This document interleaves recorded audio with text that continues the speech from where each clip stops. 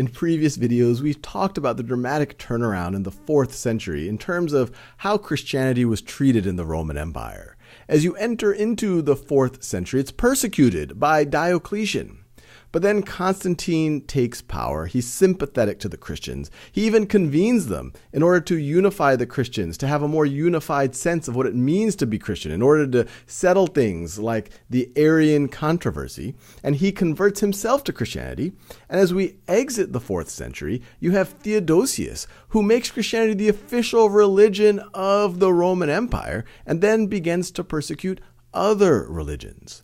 Now, what we're going to do in this video is continue the narrative. And in particular, we're going to see how there's an evolution between the church in the West and the church in the East.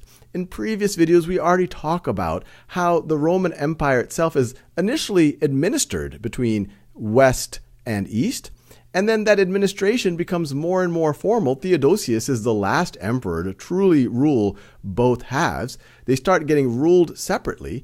And as you get into the latter half of the 5th century, the Western Empire itself falls to Germanic conquerors. Now, in previous videos, we talk about how the emperors who rule from Constantinople considered themselves to continue the Roman Empire. They didn't call themselves the Byzantine Empire, as we now call them. They called themselves the Roman Empire. They considered themselves Roman emperors. The West falls, as I just mentioned, into a bunch of Germanic kingdoms. Justinian is able to reclaim a lot of the land formerly lost in the Western Roman Empire. Now, there's some other interesting actors we see emerging on this map. And once again, we're now in the 6th century. You have these Germanic tribes, the Visigothic kingdoms here in modern-day Spain. And here in modern-day France, you have the Franks. And the word France really is referring to land of the Franks, another Germanic tribe. Now, they are about to factor much, much more relevantly. And when I say about, I'm saying over the next several hundred years, in this eventual division culturally and religiously between East and West.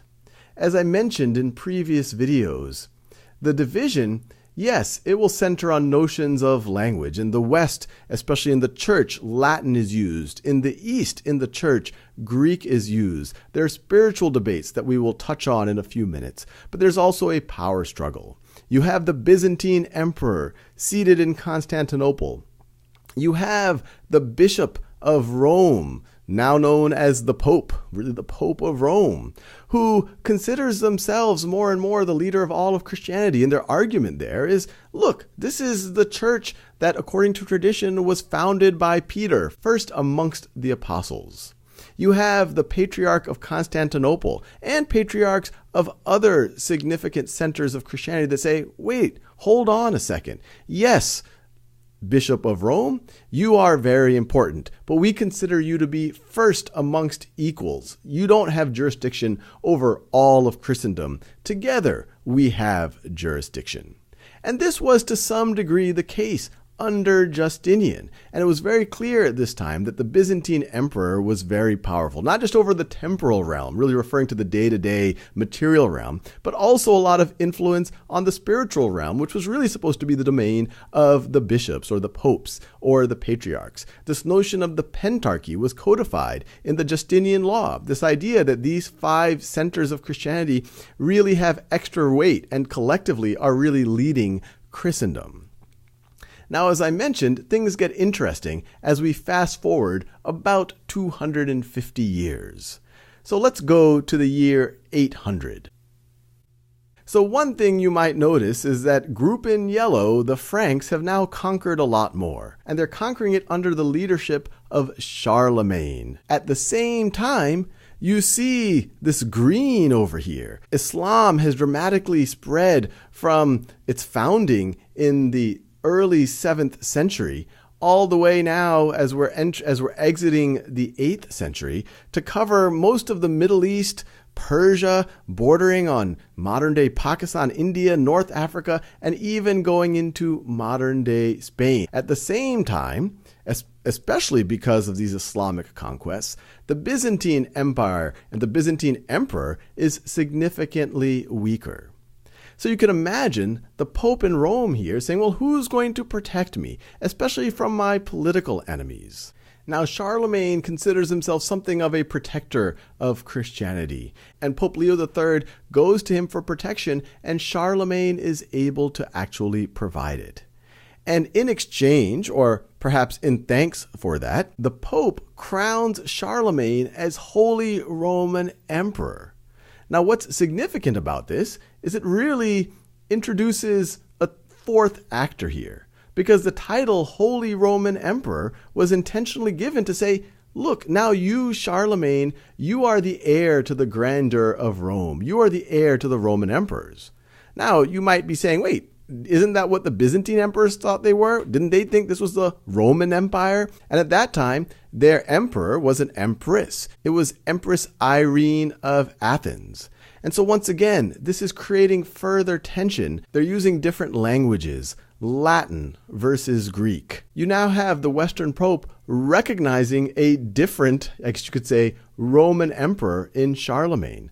The nature of the West is becoming more Germanic and using the language Latin, while the nature of the East is continuing in Greek traditions. On top of that, what you have in the year 800, you're actually in this period where you've had several conflicts over this notion of iconoclasm. This iconoclasm movement, you could say, started in 726 when the Byzantine emperor said, enough of these images of Jesus and the Virgin Mary and other figures of Christianity in our churches, citing references in the Old Testament saying that, hey, we shouldn't have these images.